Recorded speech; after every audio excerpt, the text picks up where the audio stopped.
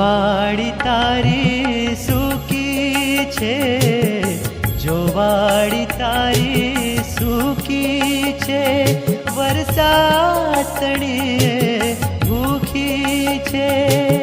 ઓ પરમેશ્વર, ઓ પરમેશ્વર, આત્માની વૃષ્ટિ તું ભારે આપજે.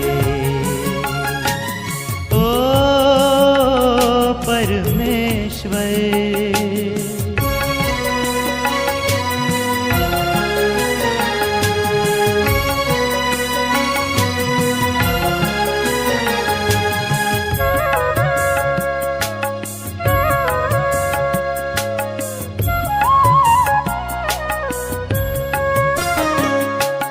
જો બીજ વવાયા છે તેમાં, જો બીજ વવાયા છે તેમાં, ખોદાણ થયું છે પણ એમાં.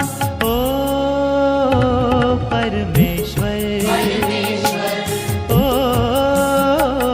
પરમેશ્વર, આત્માની વૃષ્ટિ તું ભારે આપજે. ઓ પરમેશ્વર,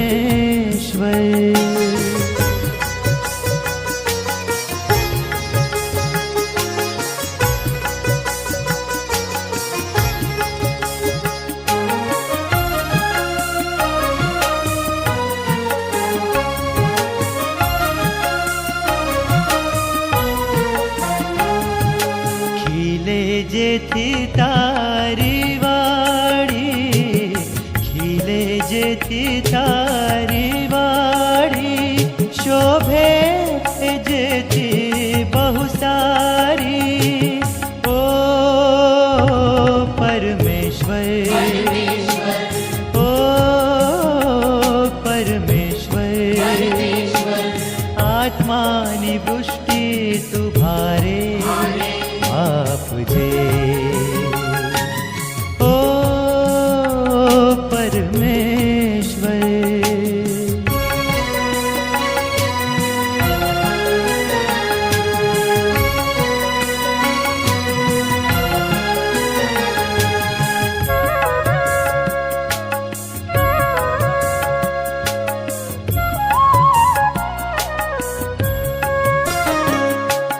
ફળવાન થઈ રોપા તારા, ફળવાન થઈ રોપા તારા, ઉપજાવે ફળ મીઠા સારા. ઓ પરમેશ્વર, ઓ પરમેશ્વર, આત્માની વૃષ્ટિ તું ભારે આપજે. ઓ પરમેશ્વર,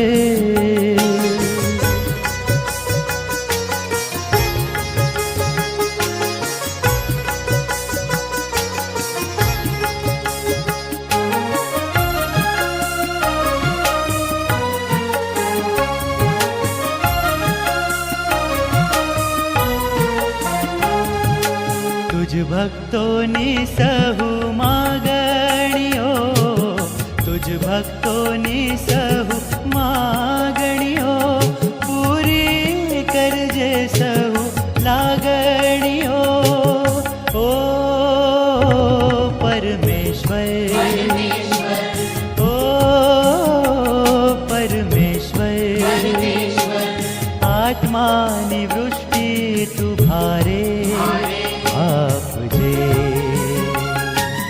ઓ પરમેશ્વર.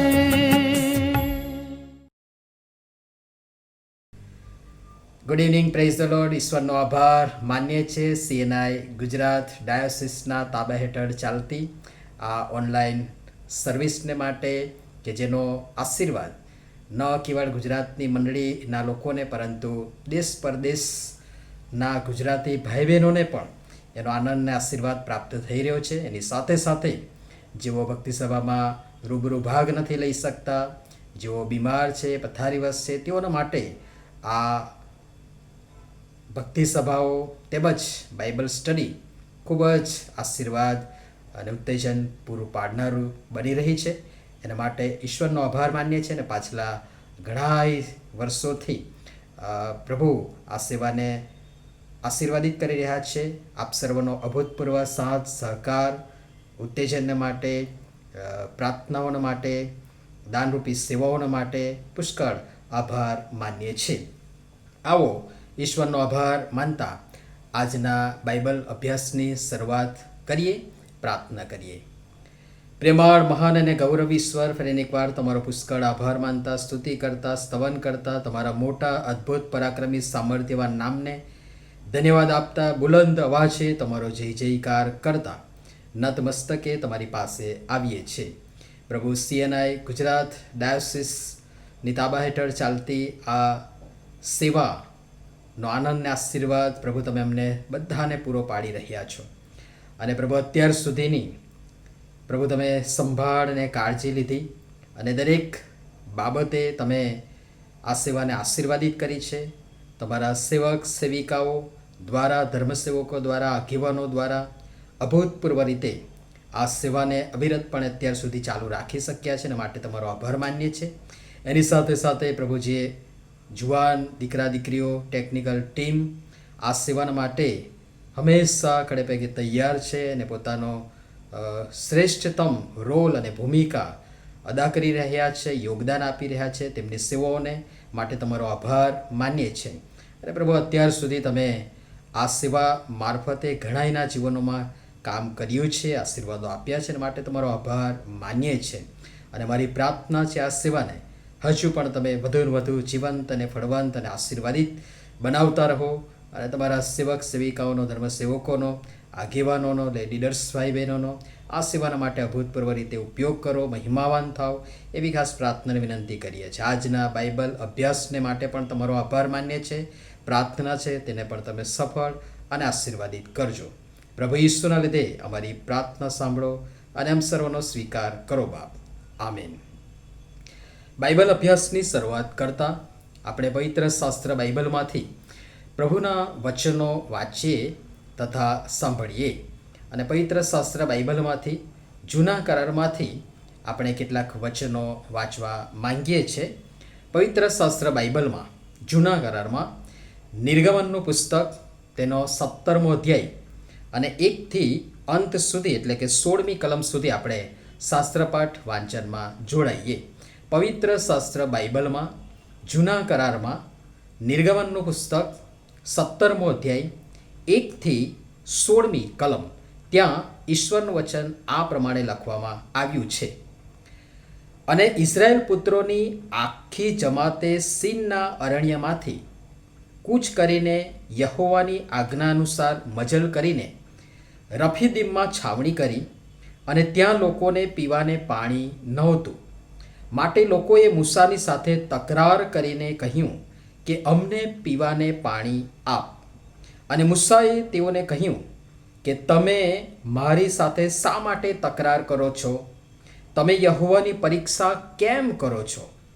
અને ત્યાં લોકોને તરસ લાગી અને લોકોએ મૂસાની વિરુદ્ધ બળબડ કરતાં કહ્યું કે તું શા માટે અમને તથા અમારા છોકરાને તથા અમારા ઢોરોને તરસે મારી નાખવા મિસરમાંથી લાવ્યો છે? અને મૂસાએ યહોવાની પ્રાર્થના કરીને કહ્યું કે એ લોકોને માટે હું શું કરું? તેઓ મને પથ્થરે મારવાની અણી પર છે. અને યહોવાએ મૂસાને કહ્યું કે તારી સાથે ઇઝરાયેલના કેટલાક વડીલોને લઈને લોકોની આગળ ચાલ્યો જા અને જે લાકડી તે નદી પર મારી હતી તે તારા હાથમાં લેતો જા. જો હું ત્યાં હોરેબમાં ખડક ઉપર તારી સામો ઊભો રહીશ અને તું ખડકને મારજે એટલે લોકોને પીવાને માટે પાણી નીકળશે. અને મૂસાએ ઇઝરાયેલના વડીલોના દેખતા એ પ્રમાણે કર્યું. અને તેણે તે જગાનું નામ માસ્સા તથા મરીબા પાડ્યું, કેમ કે ઇઝરાયેલ પુત્રોએ તકરાર કરી ને યહોવા અમારામાં છે કે નહીં એમ કહીને તેઓએ યહોવાની પરીક્ષા કરી. તેવામાં અમાલેકે આવીને રફીદીમમાં ઇઝરાયલની સાથે યુદ્ધ કર્યું. અને મૂસાએ યહોશુઆને કહ્યું કે આપણે માટે માણસો ચૂંટી કાઢ ને જઈને અમાલેકની સાથે યુદ્ધ કર. હું કાલે મારા હાથમાં દેવની લાકડી લઈને પર્વતના શિખર પર ઊભો રહીશ. અને મૂસાએ કહ્યું હતું તે પ્રમાણે કરીને યહોશુઆએ અમાલેકની સાથે યુદ્ધ કર્યું. અને મૂસા તથા હારૂન તથા હુર પર્વતના શિખર ઉપર ચઢ્યા. અને મૂસા પોતાનો હાથ ઊંચો કરતો ત્યારે ઇઝરાયલ જીત પામતો, અને તે પોતાનો હાથ નીચો કરતો ત્યારે અમાલેક જીત પામતો. પણ મૂસાના હાથ ભારે થયા અને તેઓએ એક પથ્થર લઈને તેની તળે મૂક્યો ને તે પર તે બેઠો. અને હારૂને તથા હોરે ટેકો દઈને તેના હાથોને ઊંચા રાખ્યા, એક બાજુ પર એક ને બીજી બાજુ પર બીજાએ. અને તેના હાથ સૂર્યાસ્ત સુધી સ્થિર રહ્યા. અને યહોશુઆએ તરવારની ધારથી અમાલેકનો તથા તેના લોકનો પરાજય કર્યો. અને યહોવાએ મૂસાને કહ્યું કે એ વાત યાદગીરીને સારું પુસ્તકમાં લખ ને યહોશુઆના કાનમાં તે કહી સંભળાવ, કેમ કે હું અમાલેકનું સ્મરણ આકાશ તળેથી ભૂંસી નાખીશ. અને મૂસાએ એક વેદી બંધાવી ને તેનું નામ યહોવા નિસ્સી પાડ્યું. અને તેણે કહ્યું કે યહોવાએ સોગંદ ખાધા છે કે યહોવા અમાલેક સાથે વંશ પરંપરા યુદ્ધ કરશે. આ ઈશ્વરનું જીવંત અને પવિત્ર વચન છે. ઈશ્વર પિતા તેમના વાંચેલા સાંભળેલા વચનો પર પુષ્કળ આશીષ આપો.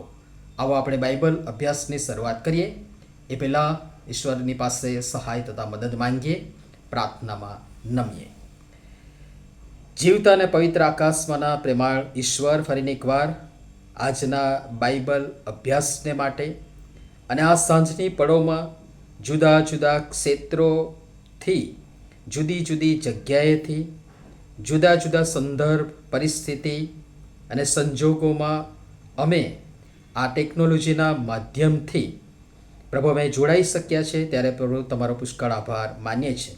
અમારી પ્રાર્થના છે આજના બાઇબલ અભ્યાસને તમે પુષ્કળ આશીર્વાદિત, જીવંત અને ફળવંત બનાવો. તમારા વચનો દ્વારા અમારી સાથે વાતચીતને વ્યવહાર કરો.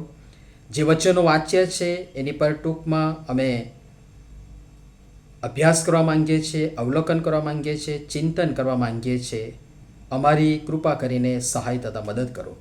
તમારા નિયમશાસ્ત્રની આશ્ચર્યકારક વાતોનું શોધન, મનન, ચિંતન, અવલોકન અને અભ્યાસ કરવા કૃપા કરીને અમ સર્વની તમે આંખો ઉઘાડો, કે જેથી કરીને અમારી આગળ તમે પ્રગટ કરતી વાતોને અમે સ્વીકારી શકીએ, સમજી શકીએ, અમારા જીવનમાં ઉતારી શકીએ, લાગુ કરી શકીએ. અમારી સહાયને મદદ કરો. પ્રભુ ઈસુના લીધે અમારી પ્રાર્થના સાંભળો અને અમ સર્વનો સ્વીકાર કરો બાપ. આમીન. ફરીને એકવાર આજના બાઇબલ અભ્યાસમાં આપ સર્વનો પ્રભુ ઈસુ ખ્રિસ્તના સુમધુર નામમાં પ્રેમપૂર્વક આવકાર કરતા ઈશ્વરનો આભાર માનતા આનંદ અનુભવું છું. ઘણા લાંબા સમય પછી ફરીને એકવાર આજની આ ઓનલાઈન સર્વિસ મારફતે આપ સર્વની સમક્ષ આવવાનું મળ્યું માટે સૌપ્રથમ ઈશ્વર પિતાનો અને બિશપ સાહેબનો, તમામ અધિકારીગણનો આ સમય હું આભાર માનું છું. બાઇબલ અભ્યાસની શરૂઆત કરીએ. અને આ પ્રસંગ બહુ પ્રચલિત છે અને ઘણી બધી વખત સાંભળ્યું હશે, વાંચ્યું હશે, મનન કર્યું હશે. પરંતુ જેટલી વાર ઈશ્વરના વચનોને આપણે વાંચીએ છીએ, સાંભળીએ છીએ, સમજીએ છીએ, તેટલી વાર ઈશ્વર નવી ને જુદી રીતે આપણી સાથે વાતચીતને વ્યવહાર કરે છે. એ જ અપેક્ષા સાથે આપણે બધા આજના બાઇબલ અભ્યાસમાં જોડાઈએ. અને આ એ સમય છે કે જ્યારે હમણાં થોડાક જ સમય પહેલાં ઈશ્વર પિતાએ બહુ જ અજાયબ રીતે, બહુ જ ચમત્કારિક રીતે અને માણસની સમજ શક્તિની પર કહી શકાય જેની કલ્પના ન કરી શકાય એ અભૂતપૂર્વ રીતે એવી રીતે એવા આશ્ચર્યજનક કૃત્યો કરીને ચિહ્નો અને ચમત્કારો દ્વારા ઈશ્વર મૂસા અને હારૂનની આગેવાનીમાં ઇઝરાયલ પુત્રોને મિસ્ર દેશની ગુલામગીરીમાંથી ગજબનાક રીતે છોડાવે છે. અને હવે આ પ્રજા જેના સંદર્ભમાં આપણે અગાઉ પણ ઘણું બધું જોઈ ચૂક્યા છે, 10 અનર્થો અથવા તો 10 ચમત્કારો, અને કેવી રીતે ફારૂનનું હૃદય હઠીલું બનતું ગયું અને તેણે આ પ્રજાને ઈશ્વરનું ભજન કરતા જતા રોક્યા, વારંવાર રોક્યા. અને પછી જ્યારે એ હદ આવી ગઈ, એ પ્રથમ જનિતનું મરણ એ બધું આપણે બધા જાણીએ છીએ, અને ત્યારે તેણે સામેથી આ લોકોને આજીજી કરી, રાત્રે તેડાવીને તેમને બોલાવીને કહ્યું કે ત્યાં નિર્ગમનનું પુસ્તક 12મા અધ્યાયની 31મી કલમમાં લખ્યું છે, અને તેણે એટલે કે ફારૂને મૂસાને તથા હારૂનને રાત્રે તેડાવીને કહ્યું કે તમે તથા ઇઝરાયલ પુત્રો બંને ઉઠો ને મારા લોક મધ્યથી નીકળી જાઓ અને જઈને તમારા કહ્યા પ્રમાણે, કારણ કે વારંવાર એણે રોક્યા હતા, અને હવે કહ્યું છે કે તમારા કહ્યા પ્રમાણે જઈને તેની યહોવાની સેવા કરો, અને તમારા કહ્યા પ્રમાણે તમારા ઘેટા બકરા ઢોર ઢાક લેતા જાઓ અને મને પણ આશીર્વાદ દો. જેનું હૃદય આ હદ સુધી હઠીલું બની ગયું હતું, વારંવાર તેમને રોક્યા, અને ત્યારબાદ ઈશ્વરે તબક્કાવાર મૂસા દ્વારા ઘણા ચમત્કારો કર્યા અને અનર્થોનો સામનો કરવાનો થયો, અને બધી પરિસ્થિતિથી આપણે સર્વ વાકેફ છીએ. અને છેલ્લે આ શબ્દો એણે કહ્યા કે મને પણ આશીર્વાદ દો. અને ત્યારબાદ ઇઝરાયલ પ્રજા એ મોટા લાવ લશ્કર અને મોટા રસાલા સાથે ત્યાંથી નીકળે છે, પરંતુ ત્યારબાદ પણ એ ફારૂનનું હૃદય હઠીલું થાય છે, અને તે પોતાના ઘોડે સવારો અને રથો અને સૈન્ય સાથે એમની પાછળ પડે છે. પરંતુ એ પહેલાં ઇઝરાયલ પુત્રો મૂસાની આગેવાનીમાં મિસ્ર દેશમાંથી નીકળીને હવે કનાન તરફ, પોતાના દેશ તરફ, દૂધમધની રેલછેલવાળા દેશ તરફ પ્રયાણ કરી રહ્યા છે. પરંતુ રસ્તામાં એવી ઘણી બધી બાબતો, પરિસ્થિતિ, સંજોગો ઊભા થાય છે કે જેને કારણે કેટલીક વિષમ પરિસ્થિતિ ઊભી થાય છે, અને આગેવાની પૂરી પાડનાર મૂસા અને હારૂન અને આગેવાનોના નાકે દમ આવી જાય છે.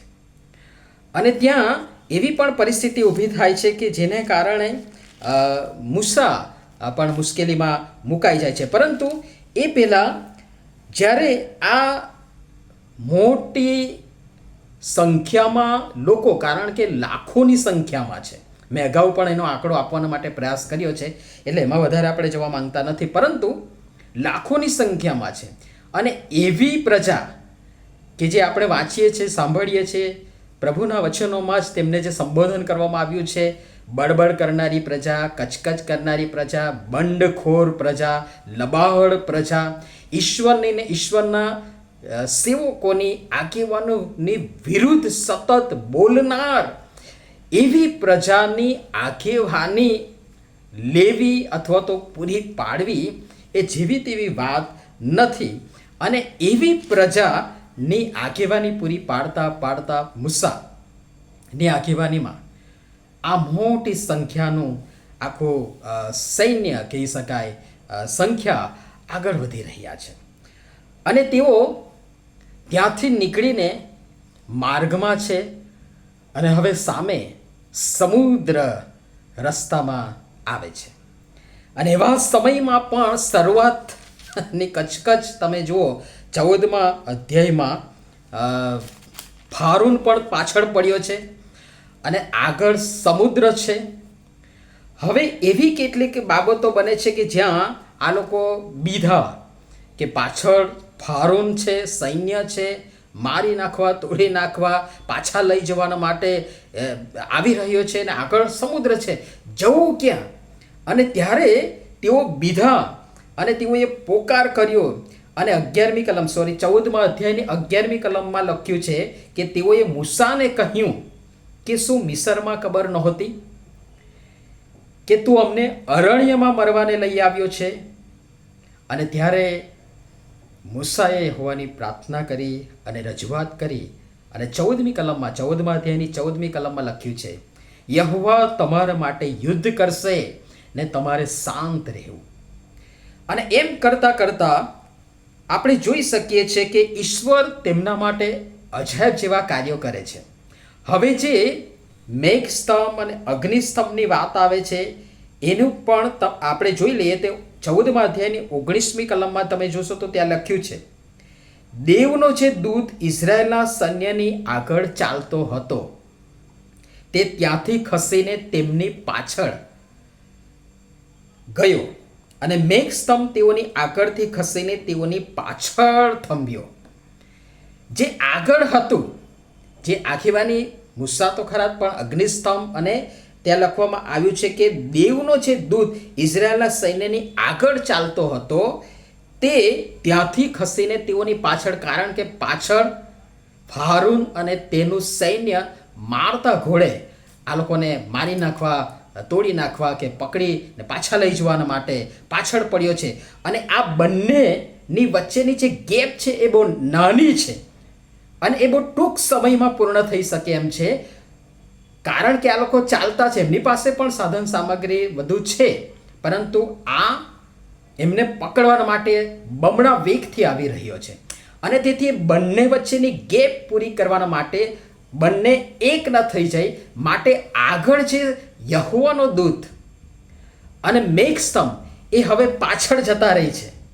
રક્ષણ, ઈશ્વરની યોજના જુઓ, ઈશ્વરનો પ્રેમ જુઓ, ઈશ્વરનો તેના લોકો માટેની જે કાળજી છે, સંભાળ છે, સુરક્ષા અને સલામતી આપવાની જે બાબત છે એ આપણે ત્યાં જોઈ શકીએ છીએ. અને આ બધી બાબતો બનતી ત્યાં જોઈ આપણે શકીએ છીએ કે દેવનો જે દૂત ઇઝરાયેલના સૈન્યને આગળ ચાલતો હતો તે ત્યાંથી ખસીને એમની પાછળ ગયો. મેઘસ્તંભ તેઓની આગળથી ખસીને તેઓની પાછળ થંભ્યો અને મિસ્રીઓના સૈન્ય તથા ઇઝરાયેલના સૈન્યની વચ્ચે આવી રહ્યો. અને મેઘ તથા અંધકાર છતાં પણ રાત્રે તે અજવાળો આપતો અને તે આખી રાત એક સૈન્ય બીજાની પાસે નહોતું આવતું. બહુ ઓછો ગેપ હતો, બહુ ઓછો સમયમાં એમને પકડી શકાય એમ હતું, પરંતુ મેઘસ્તંભ અને દેવનો દૂત તેમની આગળ આવીને ઊભો ચાલ્યો અને જેના કારણે આખી રાત તેઓ એકબીજાની પાસે પહોંચી શક્યા નહીં. અને પછી સમુદ્ર આવે છે અને ત્યાં પણ થોડું કચકચ લોકોની થાય છે. અને પછી મૂસા અને કહેવામાં આવે છે કે તારી લાકડી લે. અને લાકડી ત્યાં લખવામાં આવ્યું છે એ પ્રમાણે 22મી કલમ, અને ઇઝરાયેલ પુત્રો કોરી જમીન પર ચાલીને સમુદ્રની મધ્યે થઈને ગયા. ઇઝરાયેલ પુત્રો કોરી જમીન પર ચાલીને સમુદ્રની મધ્યે થઈને ગયા અને પાણી તેમને જમણે તથા તેમને ડાબે હાથે ભીતરૂપ થઈ ગયા. જાણે કે એક બ્રિજ, સુરક્ષા દિવાલ બનાવી દેવામાં આવી હોય અને બંનેની વચ્ચેથી સમુદ્ર છે, વર્ષો પહેલાંનું પાણી છે, અને છતાં પણ ત્યાં કાદવ કીચડ નહીં, પણ લખવામાં આવ્યું છે કોરી ભૂમિ પર ચાલીને. ઈશ્વરની યોજના, ઈશ્વરનો તેના લોક માટેનો પ્રેમ અને આ બધી બાબતો આપણે થતી ત્યાં જોઈ શકીએ છીએ. અને 31મી કલમ, 14મા અધ્યાયની 31મી કલમમાં લખ્યું છે, અને યહોવાએ મિસ્રીઓ વિરુદ્ધ કરેલું એ મહાભારત કૃત્ય ઇઝરાયેલે જોયું ત્યારે તે લોકો યહોવાથી બીધા અને યહોવા પર તથા તેના સેવક મૂસા પર તેમનો વિશ્વાસ બેઠો. ચમત્કાર વગર નમસ્કાર જે કહેવામાં આવે છે, આપણા લોકો પણ આ જ બાબતથી ટેવાઈ ગયા છે. જ્યાં સુધી કોઈ ચમત્કાર ન થાય ત્યાં સુધી નમસ્કાર કરવા માટે તૈયાર થતા નથી. ઈશ્વરે હમણાં જ આ લોકોના માટે કેટલા અદ્ભુત ને ન માની શકાય એવા ચમત્કારો ને ચિહ્નો અને અજાયબ જેવા કૃત્યો કર્યા. પરંતુ અવિશ્વાસ, કચકચ, બંડખોર સ્વભાવને કારણે ફરીથી તેઓએ કચકચ કરી. પરંતુ ઈશ્વરે અકલ્પનીય એવું અદ્ભુત કૃત્ય કરીને, સમુદ્રના બે ભાગ કરીને, કોરી ભૂમિ પર ચલાવીને આ લોકોને પાર પહોંચાડ્યા. ને એની સાથે સાથે જે પાછળ ફારૂન અને તેનું સૈન્ય પૂરેપૂરા રસાલા સાથે, પૂરેપૂરી તૈયારી સાથે તેમની પાછળ પડ્યું હતું, તેઓ પણ સમુદ્રમાં ઉતરે છે. પણ ઉતર્યા પછી ઈશ્વર મૂસાને કહે છે કે તારી લાકડી ફરીથી લંબાવ. અને મૂસાએ લાકડી લંબાવી, હાથ લાંબો કર્યો અને સમુદ્ર પાછો તેની યથાસ્થિત પરિસ્થિતિમાં હતો તેવી પરિસ્થિતિમાં પાછો આવી ગયો. અને આ સમયમાં ફારૂન અને તેનું સૈન્ય સમુદ્રમાં બરાબર વચમાં આવીને ઊભો હતો, પસાર થઈ રહ્યું હતું.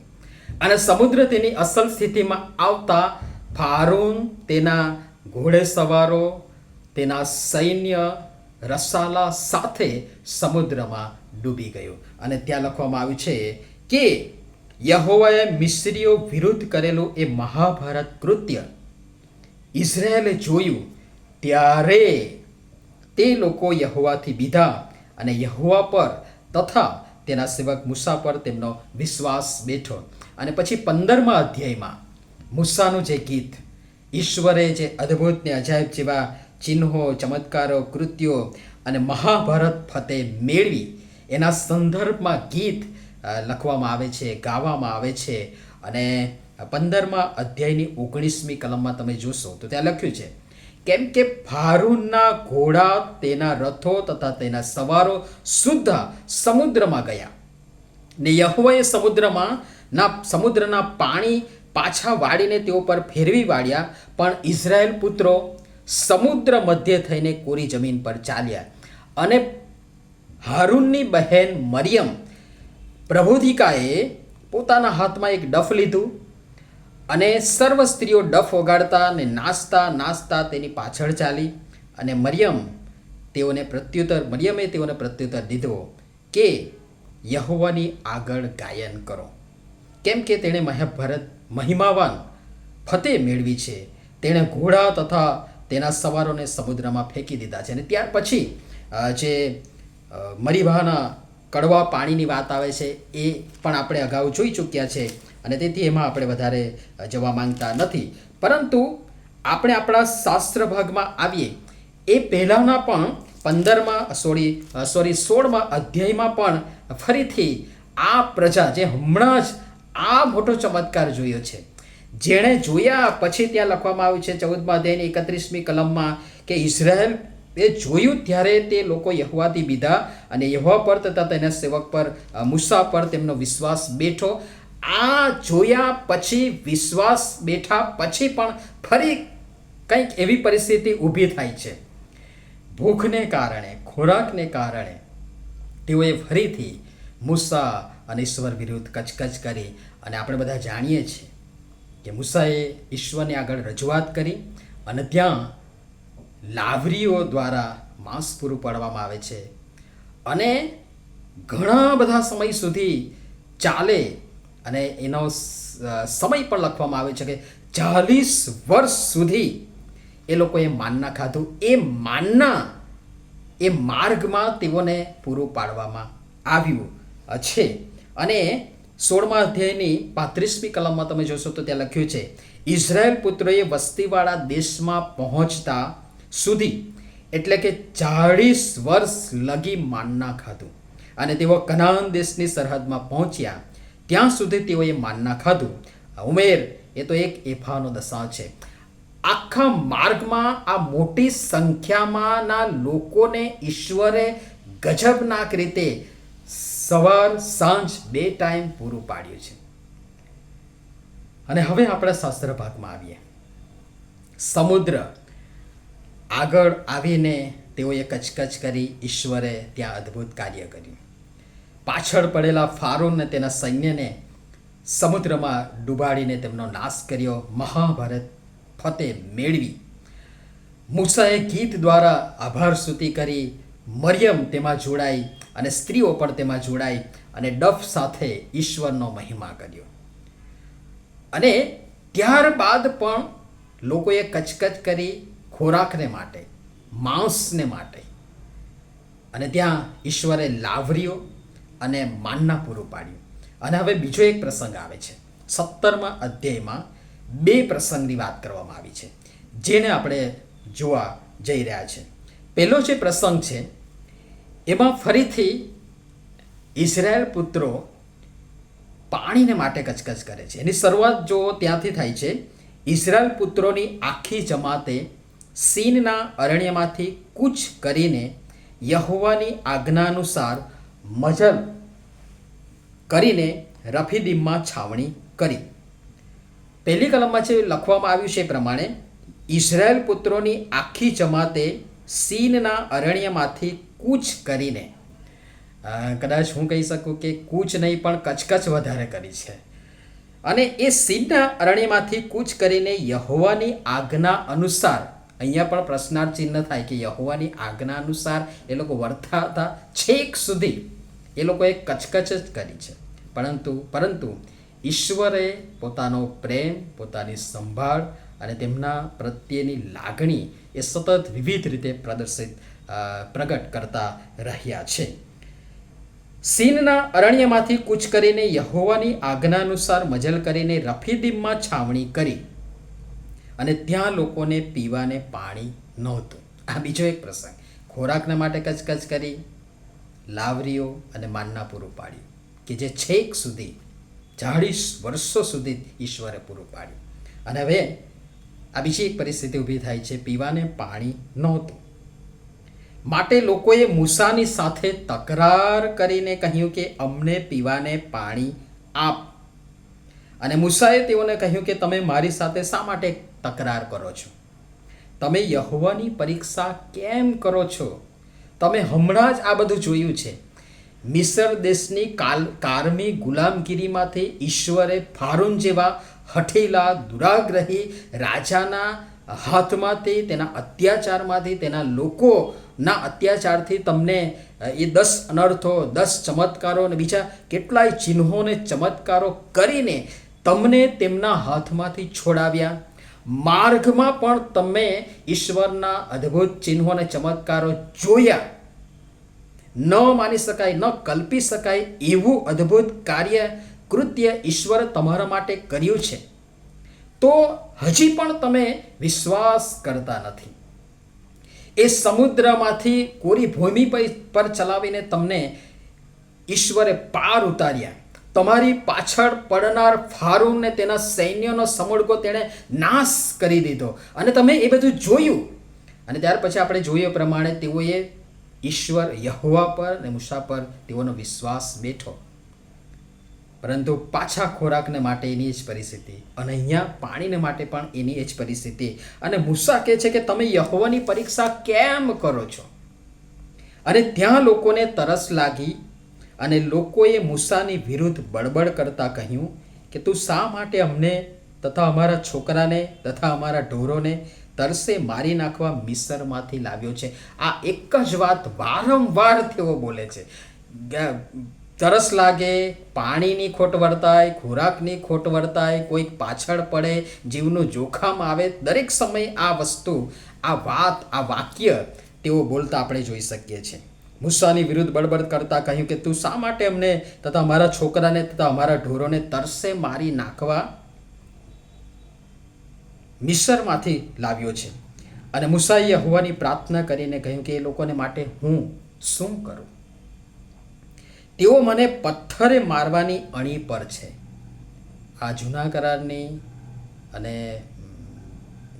લોકોનો વિરોધ કરવાની અથવા તો શિક્ષાની પણ એક શું કહેવાય કે એક રીત છે. લોકો પથ્થરે મારવાની અણી પર છે. અને યહોવાએ મૂસાને કહ્યું કે તારી સાથે ઇઝરાયલના કેટલાક વડીલોને લઈને લોકોની આગળ ચાલ્યો જા, અને જે લાકડી તે નદી પર મારી હતી તે તારા હાથમાં લેતો જાય. એક સ્ટ્રેટેજી ત્યાં બતાવવામાં આવે છે. રણનીતિ,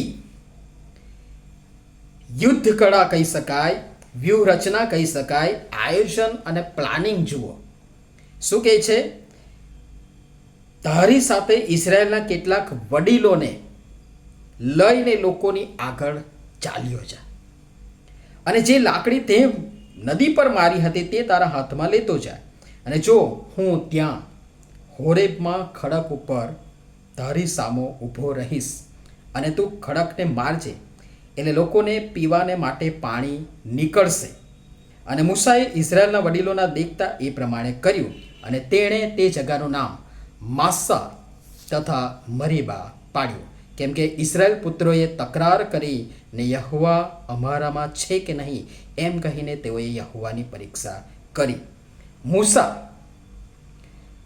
આગેવાન તરીકે અને એની સાથે સાથે આસિસ્ટન્ટ એ હારૂન તો છે જ, પણ એક રણનીતિ અને એક શું કહેવાય કે પ્લાનિંગ અને આયોજન જુઓ, વડીલોને પણ લેવામાં આવ્યા છે. અને સાથે સાથે બીજો જે પાર્ટ છે એમાં પણ આ જ બાબત એક વ્યૂહાત્મક વ્યૂહરચના, રણનીતિ, પ્લાનિંગ અને બધાનો સાથ સહકાર, મંડળી, સંસ્થા, એ કોઈ એક વ્યક્તિથી, આપણા માન્ય બિશપ સાહેબ વારંવાર આ વાત કહે છે કે એ કોઈ એક વ્યક્તિથી ચાલતી નથી, એક વ્યક્તિનું કામ નથી, પરંતુ બધા સાથે મળીને પછી એ બાબતને આપણે આગળ વધારી શકીએ છીએ. અને એ માટે જુદી જુદી ક્ષમતા, જુદી જુદી યોગ્યતા, જુદા જુદા કૃપાદાનો, જુદા જુદા તાલંતો, જુદી જુદી આવડતવાળા બધા લોકોનો સુભગ સમન્વય સાધી અને સાથે સાથે બધાનો સમાવેશ કરીને, જ્યાં મારામાં કંઈ ખૂટે છે એ બીજા પાસે છે તો એનો ઉપયોગ કરીને બધા મળીને એક ચોક્કસ દિશામાં આગળ વધવાની વાત. અહીંયા પણ ઈશ્વર એ જ સ્ટ્રેટેજી અપનાવે છે, બતાવે છે, જણાવે છે.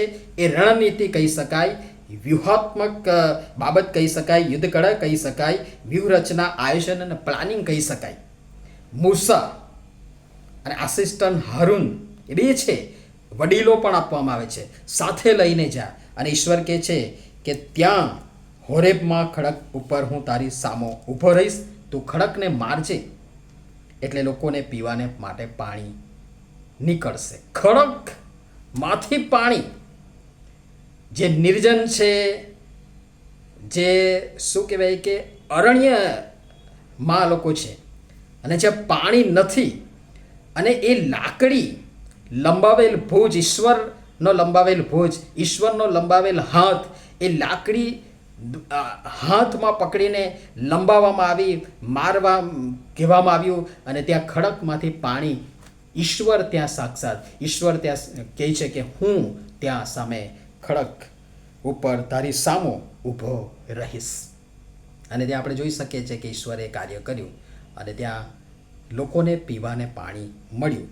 પરંતુ ત્યાં બે નામ આપવામાં આવે છે. માસ્સા, કે જ્યાં ઈશ્વરે પોતે પ્રમાણ આપ્યું, સાબિતી આપી, અને લોકોએ ત્યાં પ્રમાણ માંગ્યું, સાબિતી માંગી. મૂસાના જ શબ્દોનો આપણે ઉપયોગ કરીએ તો લોકોએ ઈશ્વરની પરીક્ષા કરી. અને 7મી કલમમાં લખવામાં આવ્યું છે એ પ્રમાણે એ જગાનું નામ માસ્સા તથા મરીબા પાડ્યું, કેમ કે ઇઝરાયલ પુત્રોએ તકરાર કરી ને યહોવા અમારામાં છે કે નહીં, એ પ્રમાણ અને એ સાબિતી. અને મૂસાના શબ્દોમાં, જે વચનમાં પણ કહેવામાં આવ્યું છે એ પ્રમાણે તેઓએ યહોવાની પરીક્ષા કરી.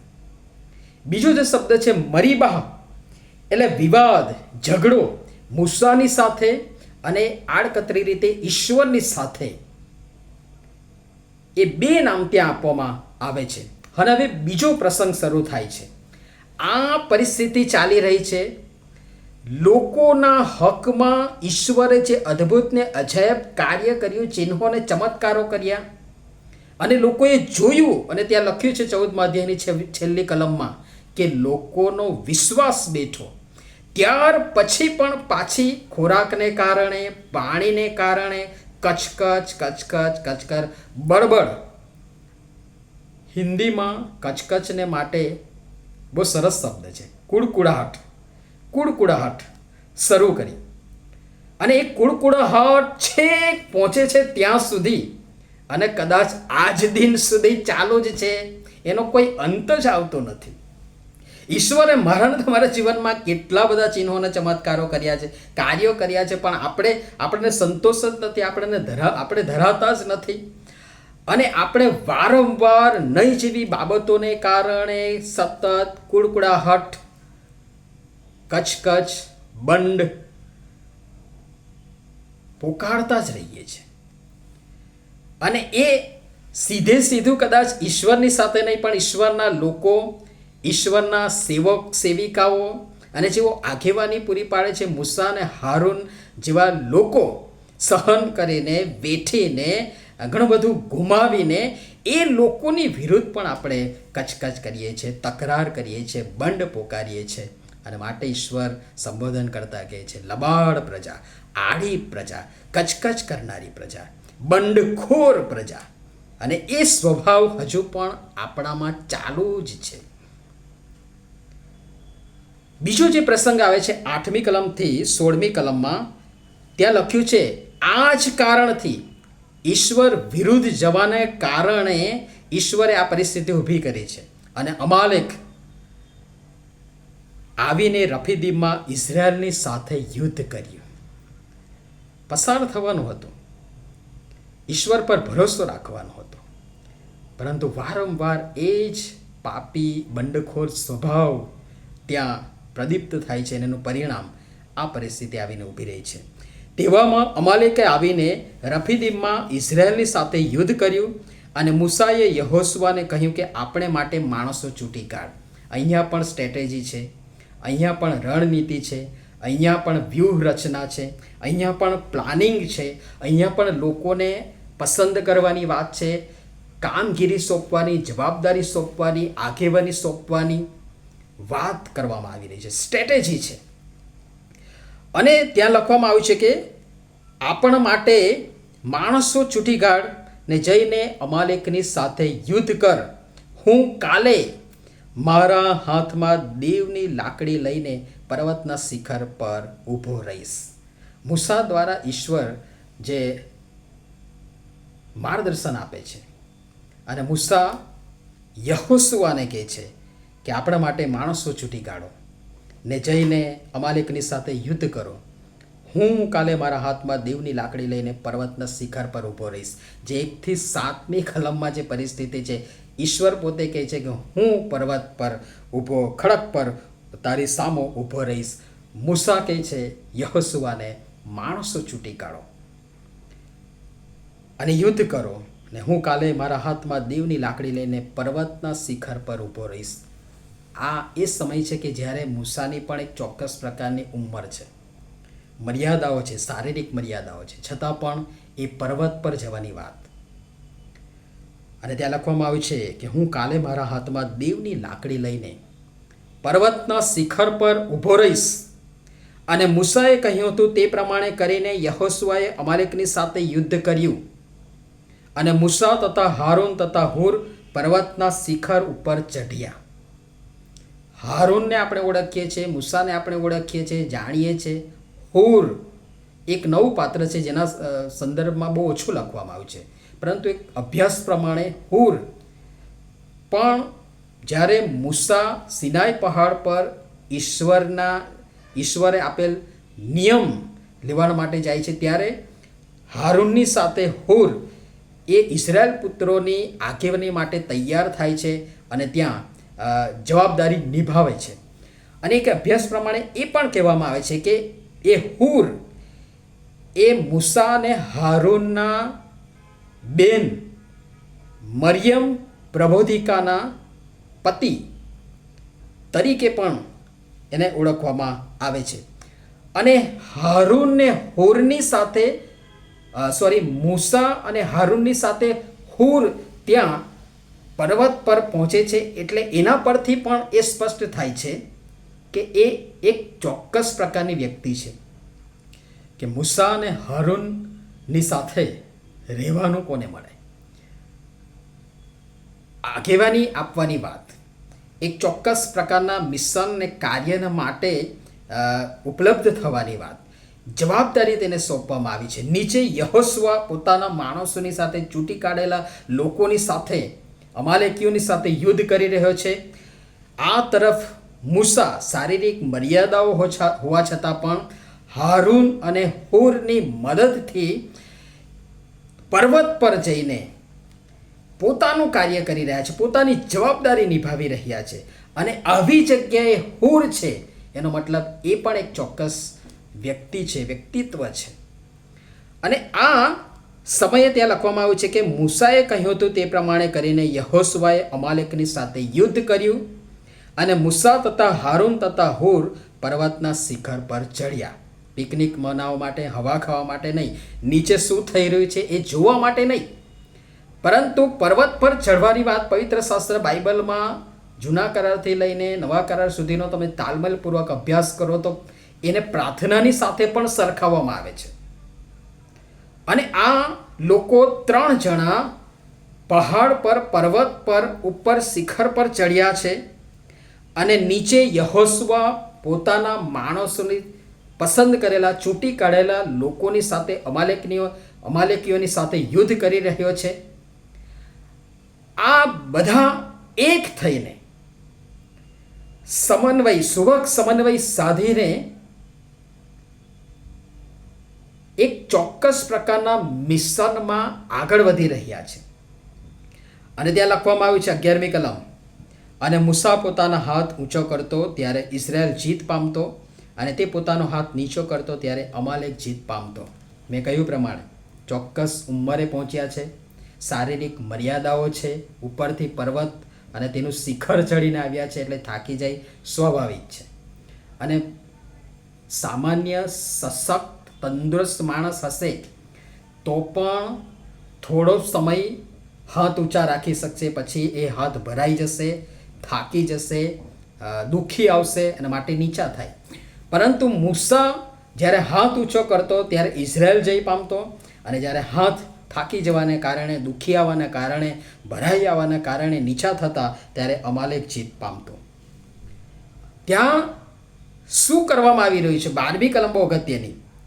મૂસાના હાથ ભારે થયા અને તેઓએ એટલે કે હારૂન અને હૂરે એક પથ્થર લઈને તેની તળે મૂક્યો, જેથી કરીને એને ટેકો મળી શકે, જેથી કરીને એ ગોઠવાઈ શકે, જેથી કરીને એ આરામદાયક જગ્યાએ પોતાની જાતને સ્થિર રાખી શકે, તેને થોડી રાહત મળે.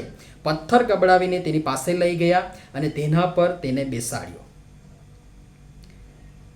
તેની તળે મૂક્યો ને તે પર તે બેઠો. અને હારૂને તથા હૂરે ટેકો દઈને તેના હાથોને ઊંચા રાખ્યા. આ તરફ એક જણ અને આ તરફ બીજો જણ. જમણી તરફ હારૂન અથવા હૂર અને ડાબી તરફ હારૂન અથવા હૂર. બેમાંથી એક જણે બંને હાથ પકડી રાખ્યા, ઊંચા રાખ્યા, એક બાજુ પર એક ને બીજી બાજુ પર બીજાએ. અને તેના હાથ એટલે કે મૂસાના હાથ સૂર્યાસ્ત સુધી સ્થિર રહ્યા. અને યહોશુઆએ તલવારની ધારથી અમાલેકનો તથા તેના લોકોનો પરાજય કર્યો. આ છે એકતા, આ છે કુટુંબ, મંડળી, સમાજ અથવા તો રાષ્ટ્ર અથવા તો સંસ્થાને ટકાવી રાખવા માટે, મજબૂતાઈ પ્રાપ્ત કરવા માટે, એને આગળ વધારવાના માટેનો એક આદર્શ ચિત્ર. કોઈ એકની જવાબદારી નહીં, પરંતુ બધા સાથે મળીને જ્યારે એક ચોક્કસ ચોક્કસ દિશામાં કાર્ય કરશે, બધા જ પોતપોતાની શક્તિઓ, આવડતો, કૃપાદાનો, તાલંતો ચોક્કસ દિશામાં ચોક્કસ કાર્યના માટે ઉપલબ્ધ બનાવશે, સહકાર આપશે, ઉત્તેજન આપશે, એ કામમાં પોતાની જાતને પરોવશે, નાખશે, તો એનું પરિણામ કંઈક અલગ આવશે. યહોશુઆએ એમને કહ્યું કે ના, તમે લોકો 3 જણા જઈને ઉપર હવા ખાશો, આરામ કરશો, અને નીચે મારે જીવના જોખમે મારા લોકો સાથે યુદ્ધ કરવાનું. શું થાય મને નથી ખબર, હું નહીં જાઉં. આ હારૂનને અથવા તો હૂરને મોકલને, હું તારી સાથે આવું. હારૂનને હૂરને પણ એવું ન થયું કે નહીં, અમે અહીંયા નહીં, અમે નીચે જઈએ અને અમે પણ યોદ્ધા તરીકે લડાઈ કરીએ, યુદ્ધ કરીએ. પરંતુ જે તે વ્યક્તિને જે જવાબદારી સોંપવામાં આવી, જે કાર્ય સોંપવામાં આવ્યું, એ બાખૂબી તેમણે નિભાવ્યું અને સહકાર બધાનો પ્રાપ્ત થયો અને પરિણામે અમાલેકીઓનો હાર થાય છે, ઇઝરાયેલીઓની જીત થાય છે. વિના સહકાર નહીં ઉદ્ધાર. સહકાર વગર કોઈ કાર્ય સિદ્ધ થઈ શકે નહીં. સૌનો સાથ, સૌનો વિકાસ. પરંતુ આપણે એ સમજણ સાથે અત્યારે આગળ વધી રહ્યા છે કે મારો પોતાનો નાશ તો સૌનો વિનાશ. પરંતુ સહકારની ભાવના સાથે સુભગ સમન્વય સાધી મળેલ કૃપાદાનો, મળેલ તાલંત, મળેલ આવડતોનો, આશીર્વાદોનો આપણે એકબીજા સાથે મળીને ચોક્કસ દિશામાં આગળ વધીશું તો કદાચ વ્યક્તિગત જીવન, કૌટુંબિક જીવન, મંડળી, સંસ્થા અને રાષ્ટ્રનું જીવનનું ચિત્ર પણ કંઈક અલગ હશે. આ બધી મોટી સંખ્યામાં, લાખોની સંખ્યામાં લોકો હતા. પરંતુ આગેવાની મૂસા અને હારૂન, જવાબદારીઓ વિવિધ વ્યક્તિઓને સોંપી દેવામાં આવી અને એમણે પણ બાખૂબી પોતપોતાનું કાર્ય, જવાબદારી, કર્તવ્ય પ્રામાણિકતાથી બજાવ્યું. એનું પરિણામ આપણે જોઈ શકીએ છીએ. ટેકો આપવાની બદલે આપણે ટેકો ખેંચી લેનારા અથવા તો પાડી નાખનારા અને ટેકો પણ સમય અને પરિસ્થિતિ જોઈને આપનારા આપણે આજે બન્યા છે. હારૂને હોરે એમને કહ્યું કે આ છોને ગબડતો, આપણે અહીંથી અહીં મોજ કરો, હવા ખાઓ, નીચે બધું ચાલી રહ્યું છે જો. ટેકો આપવાનું, સહકાર આપવાનું છોડીને તેઓ મોબાઈલ લઈને રીલ જોવામાં પોતાનો સમય ગુમાવ્યો નહીં. સોશિયલ મીડિયાના કલાકો તેમણે વિતાવ્યા કે ગુમાવ્યા નહીં, પરંતુ બહુ સમજણ સાથે, એક બોજ સાથે પોતાની જવાબદારી ત્યાં તેમણે નિભાવી.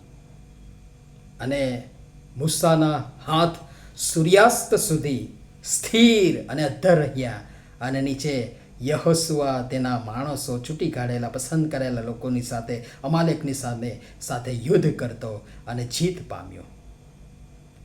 ફરીથી કહીશ કે વિના સહકાર નહીં ઉદ્ધાર. વાલાઓ, સહકાર વગર સિદ્ધિ મળતી નથી.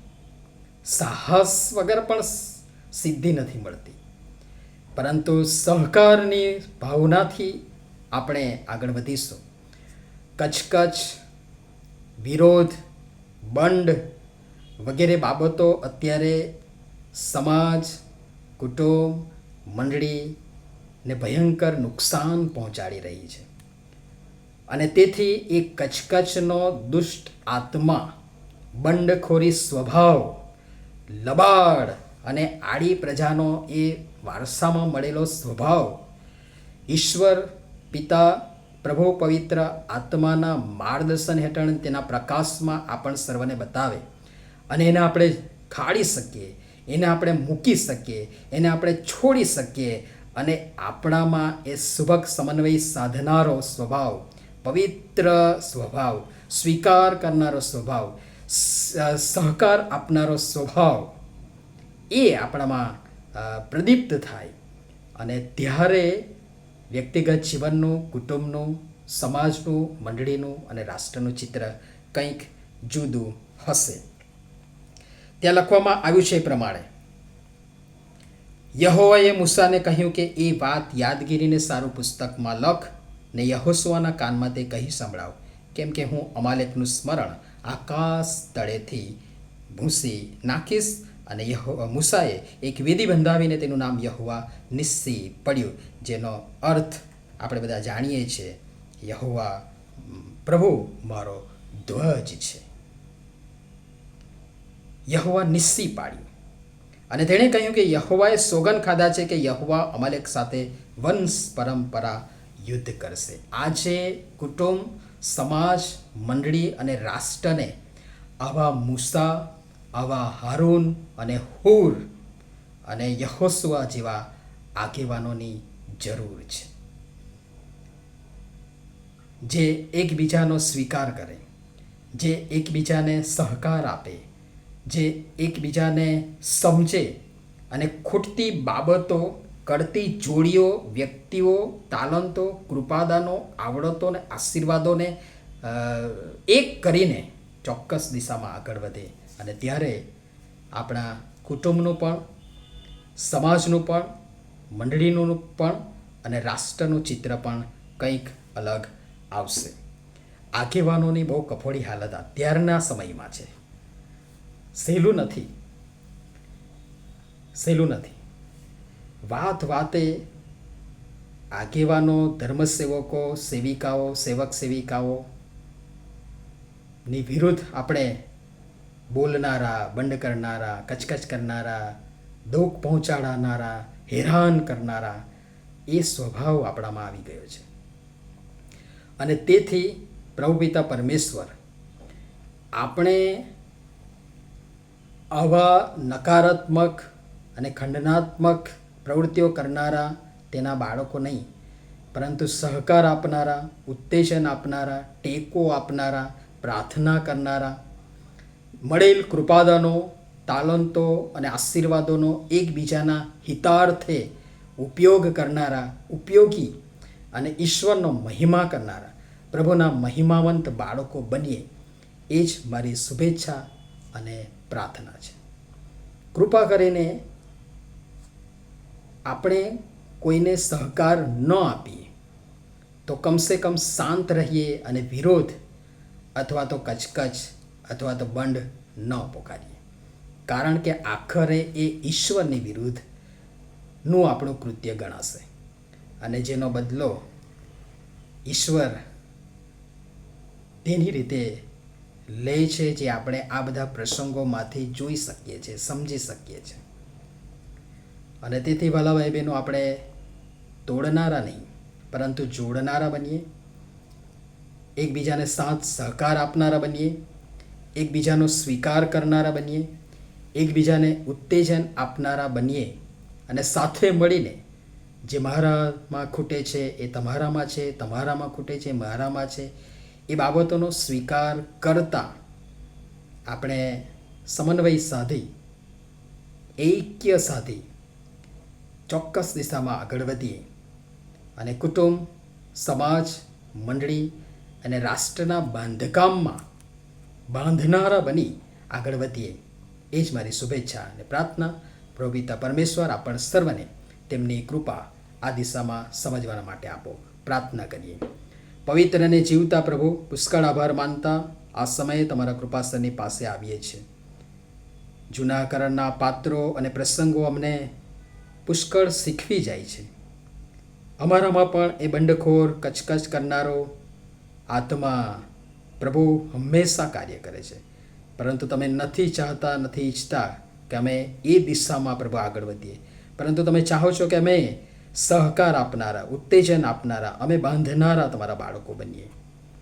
અને પ્રભુ સારા કાર્યોના માટે અમે પોતાની જાતને ઉપલબ્ધ બનાવીએ.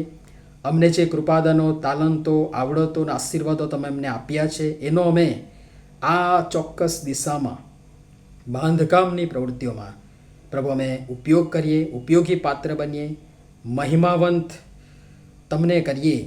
અને એ રીતે પ્રભુ અમે સાથ સહકાર આપીને કુટુંબ, સમાજ, મંડળી અને રાષ્ટ્રના બાંધકામમાં પોતાનો રોલ અદા કરીએ, ભૂમિકા ભજવીએ અને એ રીતે શ્રેષ્ઠ પોતાનું પ્રભુ અમે યોગદાન આપી શકીએ, એવી કૃપાની યાચના કરતાં અમે સઘળા તમારા પ્રેમાળ હાથમાં સોંપાઈ જઈએ છીએ.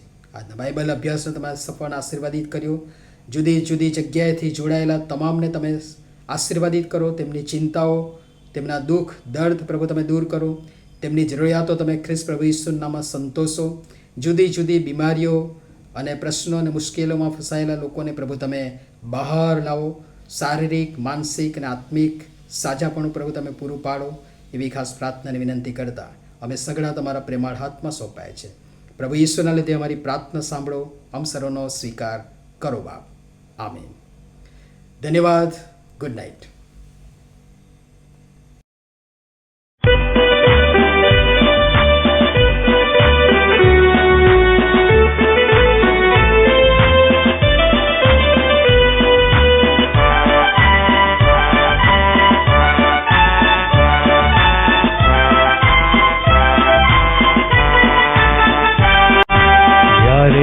કઠણ લાગે ને વેરી કરે ઢોર, ઈસુ થજે આગેવાને અમને આગળ દોર. જોખમ વાળી જગાઓમાં તને ઢાલીશું, ચિંતા તજી તારી પાછળ ચાલીશું.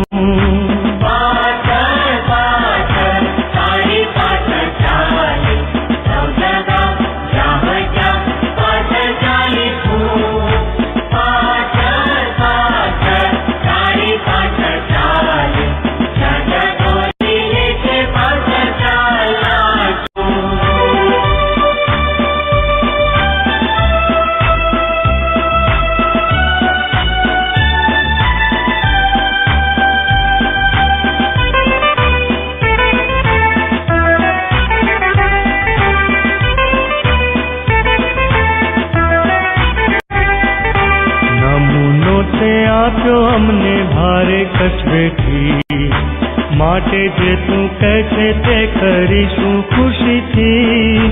તારો નમૂનો લઈને આજ્ઞા પાડીશું, પ્રીતિ થકી તારી પાછળ ચાલીશું.